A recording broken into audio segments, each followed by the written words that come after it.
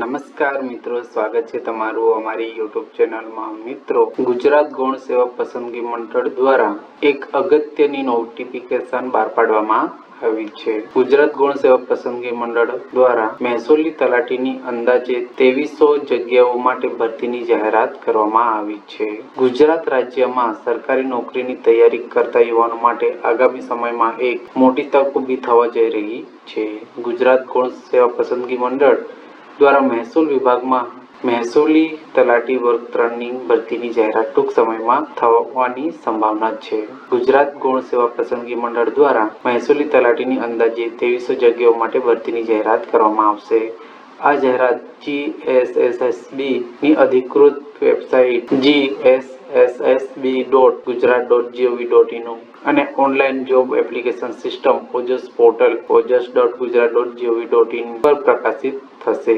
આ ભરતીની અરજી પ્રક્રિયા ઓનલાઈન રહેવાની છે। આ ભરતી માટે શૈક્ષણિક લાયકાતની વાત કરીએ તો ઉમેદવાર ગ્રેજ્યુએશનની ડિગ્રી ધરાવતા હોવા જોઈએ। વય મર્યાદાની વાત કરીએ તો ઉમેદવારની ઉંમર 18 થી 35 વર્ષની વચ્ચે હોવી જોઈએ। અનામત વર્ગો SC ST SC BC EWS અને મહિલા ઉમેદવારો માટે નિયમો અનુસાર વયમાં છૂટછાટ આપવામાં આવશે। અન્ય આવશ્યકતાઓ જેવી કે ઉમેદવારે ગુજરાતી ભાષાનું સારું જ્ઞાન હોવું જોઈએ। કમ્પ્યુટરનું મૂળભૂત જ્ઞાન CCC અથવા સમકક્ષ પ્રમાણપત્ર જરૂરી હોઈ શકે છે। પસંદગી પ્રક્રિયાની વાત કરીએ તો મહેસૂલી તલાટી ભરતી માટે પસંદગી પ્રક્રિયા 2 તબક્કામાં થાય છે, જેમાં એક લેખિત પરીક્ષા। આ પરીક્ષા ઓબ્જેક્ટિવ પ્રકારની હોય છે, જેમાં બહુવિધ પસંદગીના પ્રશ્નો MCQ હોય છે। આ પરીક્ષા 100 ગુણની હોય છે અને તેનો સમયગાળો 1 કલાકનો રહેવાનો છે।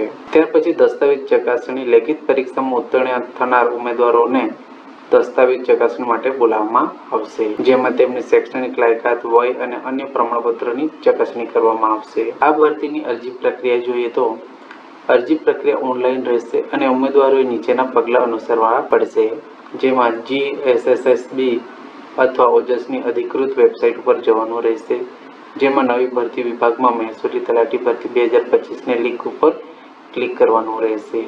ત્યાર પછી ઓનલાઈન અરજી ફોર્મ ભરવાનું રહેશે, જેમાં વ્યક્તિગત વિગતો, શૈક્ષણિક લાયકાત અને અન્ય માહિતી દાખલ કરવાની રહેશે। ત્યાર પછી જરૂરી દસ્તાવેજો, ફોટો સહિત શૈક્ષણિક પ્રમાણપત્રો અપલોડ કરવાના રહેશે। તે જ રીતે અરજી ફી ઓનલાઈન ચૂકવવાની રહેશે। અનામત વર્ગો માટે ફીમાં છૂટછાટ હોઈ શકે છે। ત્યાર પછી ફોર્મ સબમિટ કરવાનું રહેશે અને પ્રિન્ટ આઉટ લઈ લેવાની રહેશે। આ ભરતીની આ નોટિફિકેશન જોઈ શકો છો।